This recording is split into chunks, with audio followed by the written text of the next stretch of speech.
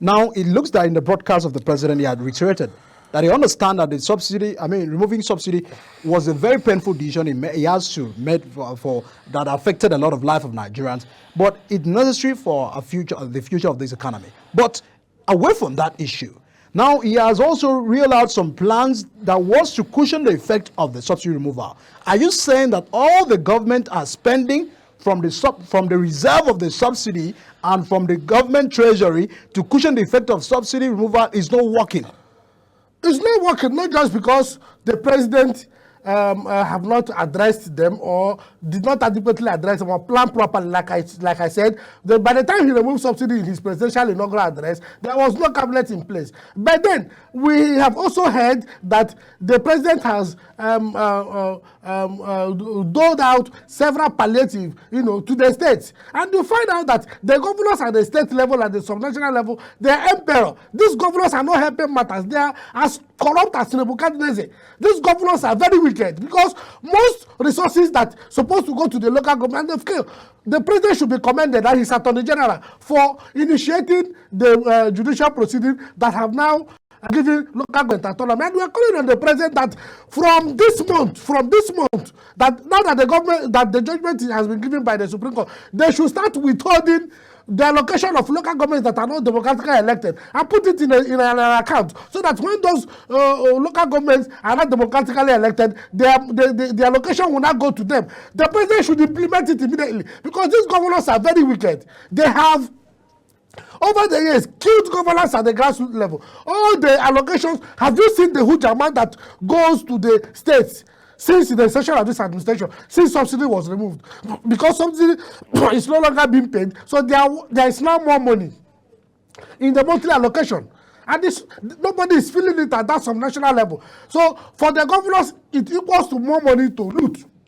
So we are saying that these governors are not patriotic. They are not helping the president. So the president should come out directly, address the issue that all of us have now identified as to going direct, benefiting direct to Nigerians, which is issue of subsidy. Even if it means that a certain percentage would be withdrawn from the state allocation to subsidy, to fund the restructured subsidy, if corruption is removed from the subsidy.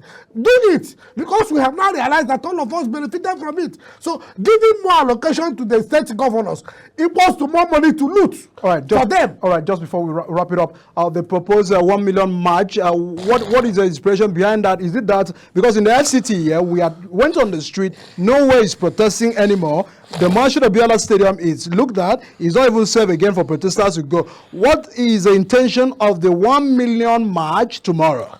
Well, like I said, a segment of the promoters of the protest have also thought it wise that tomorrow being the 10th day, of course, the promoters of the protest made it clear on the social media that it was going to be a 10-day end hunger, end bad governance protest. And they had got approval from the IG from tomorrow, that. Did they receive approval for that protest? I think that a segment of the promoters of the protest feel that tomorrow being the 10th day, it should be a kind of grand finale. So let it now be that 1 million man march, to end it all. Like I'm telling you, I addressed the press at the stadium on the 5th day, and I made it clear that the government of Bola Ahmed Tinubu has succeeded partially in using the instrument, the coercive, the forceful instrument of the state to suppress the protests in the FCT, because the protest was a genuine one. Nobody, they were telling you, a senator, they've identified a senator, sponsored, all those things are lies and rhetoric. Nobody sponsored anything. People that came out, they believe in genuine agitation for the end of bad governance and corruption. And you came the first day, you were tear gassed, you inhaled tear gas as if you're inhaling oxygen. The second day, the same thing. Third day, the same thing. The fourth day, it was like a hell, as if they opened the entire armory of the Nigerian police in the FCT, and they brought out all the tear gas, and that 5th day caused severe damages to some of the genuine protesters. They inhaled tear gas like never before. Most of them developed chest pain the following day. So while running helter-skelter, jump into gutter, they broke their legs. So that was the negative effect of what you saw on the 5th day. There was low turnout. And that was why I now addressed the press and said that partially they have succeeded in using the instrument of the state to nip the protests in the board in the FCT. And from that day till now, you have not seen any of the protests. And of course, the police and the military also threatened to use live ammunition at the MK Abiola Stadium. You know, so which the court had ordered that the protests in the FCT should be designated to.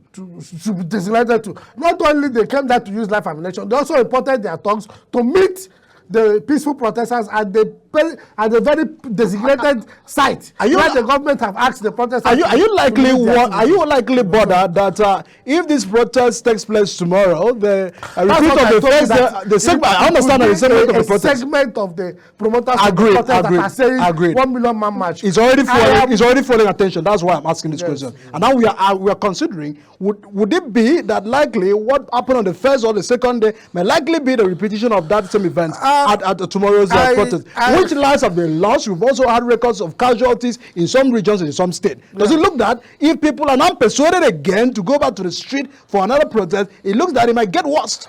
Tomorrow I wouldn't want to preempt some of our comrades. You know, like I said, I'm a believer in peaceful protest within the ambits of your constitutional rights. I don't believe in protest that leads to destruction of either public or private properties. I have always made it clear that I believe in protest where you come out, you condemn bad governance, you condemn corruption. That shouldn't lead you to destroying property of your fellow citizens or public properties. So I wouldn't want to preempt some of our comrades that may want to come out tomorrow to express themselves. If I have need to come out tomorrow, I will still come out to express myself as to the issues that we have been clamoring for, which is bad governance, corruption, end to hopelessness, the issue of hunger in the land, address it genuinely, not this kind of political fight against insurgency and banditry, that the bandits will not allow our farmers to go to farm and produce food for Nigerians. So I am saying that I wouldn't want to preempt anybody. If I have need to go to MK Abiola Stadium tomorrow, I will go there.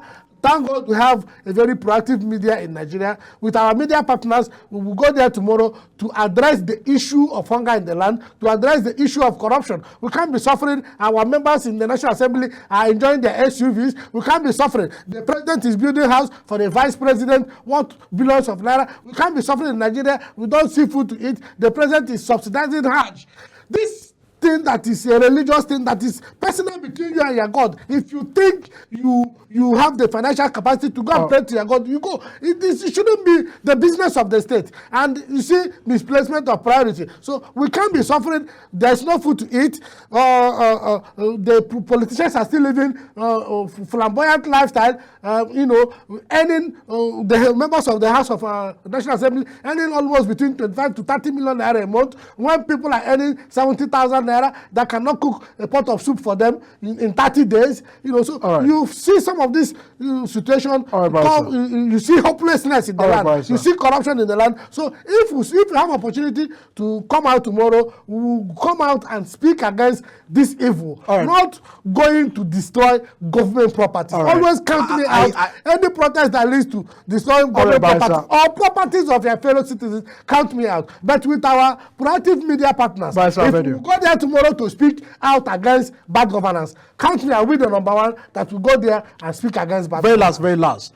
After tomorrow, what next? Because it looks that if the answers, the demands of the protesters are not addressed, what will be the next action after tomorrow? Next action, we keep talking. We keep talking. Thank God for social media. Thank God for the media. We can write articles.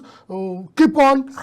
Your program is Big Talk. It illustrates the activities of government. Your program won't stop upon the end of the 10-day protest. So we'll keep talking. We still see constructive criticism helps a government that means well. It is when you are constructively criticized that you know the areas you should do better and the areas you are not doing well. So we'll keep talking, we'll keep telling government what they should do right and what they have done wrong. We'll keep doing that. Convener, lawyers in defense of democracy, Barrister Kingdom Okere, thanks so much for joining us on Big Talk tonight on the program. Thank you so much, it's a pleasure. And of course, I might just last second of the word that the level of brutality is intolerable because it is imperative that measures be taken to all the officers accountable. But there is a pervasive lack of action despite the continuous documentations and reporting of these incidences. So we are calling on our security agencies against tomorrow that police brutality is highly discriminated, and of course this shouldn't be allowed in the cause of people championing their protests rightfully, which is backed by the law. You have to protect the lives and properties of the people, you have to protect the protesters, you have to protect the journalists and everyone if they go on the street for the protest tomorrow. That's the size of a package on the program Big Talk Tonight. Thanks so much for joining us, and of course thanks so much for joining us on the program. If you have your reactions and concerns, please do want to drop it on the comment section. We'll take it on next week. My name is Deacon Michael, your host. God bless the Federal Republic of Nigeria. Yeah.